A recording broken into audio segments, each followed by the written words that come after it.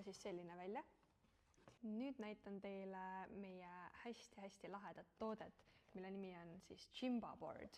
Ehk siis ta on aktiivne seisulaud, kus peal saab siis tööd teha, telekat vaadata, mängida, mis iganes.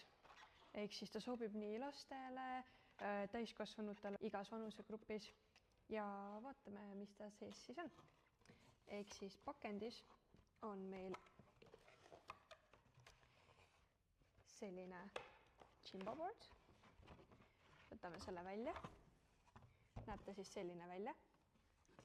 Ja siin on ühtlasi ka õpetus, kuidas kasutada ja taga on siis Jimba lugu, ehk siis selline informatiivne kataloog käib temaga kaasas. Ta sobib ideaalselt jõulukingituseks, kas siis emale, isale, vanemale, vanaisale või siis lastele.